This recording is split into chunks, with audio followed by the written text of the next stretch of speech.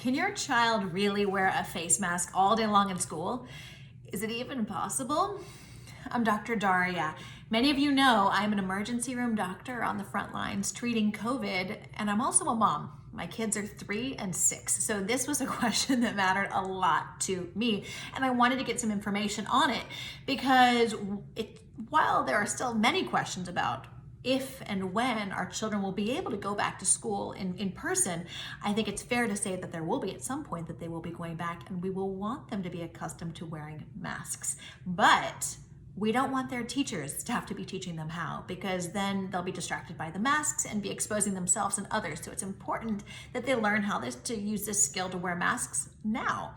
And it actually is possible. I've talked to many mom friends who this summer may have had their kids in camp or daycare or other places, and they said they'd pick their kids up and at the end of the day say, take off your mask, because a child had forgotten that they were wearing it. So it's definitely possible, but I wanted to make this video kind of a two-part series. The first video right now will be on how to choose a mask, who should be wearing them, and how to find the right one. And then a second video will be on how to talk to your kids about wearing masks and some really great steps, kind of step-by-step process to get them more comfortable wearing it so they can get to that point that they're just taking the mask for granted, have forgotten that they're wearing it. If you like this information and you want me to make it into a checklist, if that would be helpful for you, please share this video and put that in the comments below. If we get enough comments and there really is interest, then sure, I'll absolutely make this into a checklist. Just want to make sure that it's something that people want. So let me know. So first question is, who wears a mask? In most places, the rules are children ages 2 and above, although this can vary. And of course, there are exceptions for children who have health problems or other reasons they can't wear a mask. Question number 2 is, how do you find the right masks when there are a billion of them? I wanted to go through a couple of options.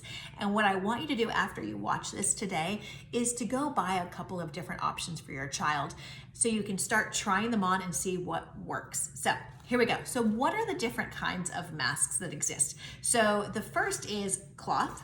You can have just a plain flat cloth one. This is a mask for my 3-year-old. Another one is a cloth one, but that has a little more shape to it. You can see this is a mask for my 6-year-old, and it kind of holds on their nose better. And this one also has a pocket for one of those PM 2.5 filters that they can have. Of course, there are also surgical masks, and I think everybody should have a few of these as a backup. And then there are N95 masks. These are not recommended for children because you can't get them airtight anyways on smaller faces. And then I just want to mention, of course, there are these masks that have a valve. And I want to tell you that because these are not allowed in most schools because they actually don't filter your air coming out. So I just mentioned that. So you don't go and invest in a bunch of those. Of course, there's different material. There's t-shirt material, there's fleece, there's other cotton, there is athletic wicking material, a variety of different kinds. If you have older kids, it's important to note that wearing a mask for a prolonged period of time can increase breakouts. So you may want to look for a cloth, that fabric that's more hypoallergenic, or talk to their dermatologist about some topical creams so that they're not getting more breakouts during this time. Places to buy, where do you get all of these? I will put this in the copy for this video because I'm still trying out a whole bunch. There's many different places you can get them. So I'll put that in the copy for this video, everywhere from Amazon to Vistaprint to Etsy and Shop Disney and Rothy's and Old Navy, lots of different places. I'll put that in the copy. Now quickly, how can you attach?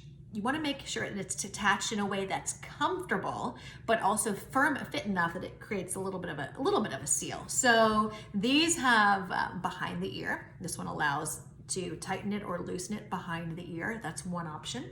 Of course, there are these that just tie behind your head. If you have a younger child, you may want to attach it potentially with a lanyard, but that's really going around their neck. What I like, remember those little little things that kept our kids' pacifiers from falling on the ground? See if you can get one of those and just clip that to their mask and then clip it to their shirt. So when they take off their mask to eat or drink or it just slips off, the mask didn't fall on the ground, and now you're not trying to do 5-second roll with your mask, which is not a good idea. So there's those. If your child finds it uncomfortable to have it behind their ear, there are a couple of other options.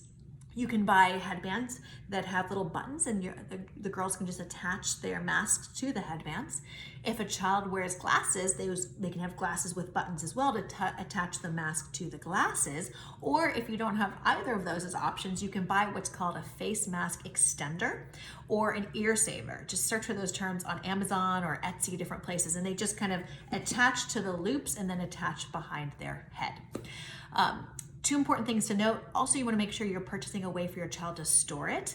Of course, they can have the little lanyard thing hanging down, or you can have brown paper bags. If they do a brown paper bag, you need to teach them how to fold it so that only the outside surface touches the brown paper bag, or a Tupperware, which is what I like, and they can always lay their mask face down in the Tupperware. And you just want to make sure that you're replacing the brown paper bag every night or washing the Tupperware. Make sure, last thing is that you go ahead and buy a few of these now. Most places won't let you return. So what I've been doing is buying only one or two of any given type from a certain place. Then I bring these home, and then, as you'll see in my second video in the series, start trying them on your child. After about a week, you will know what masks fit them better, what they find more comfortable, and then you can go back and stock up on those masks. So there you have it. Who should wear a mask? How to find the right mask for your child.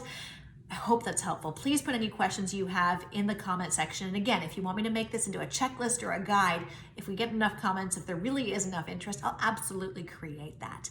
Let me know how else I can help you. Make sure to check out my other video on the step-by-step process to get your child comfortable wearing a mask.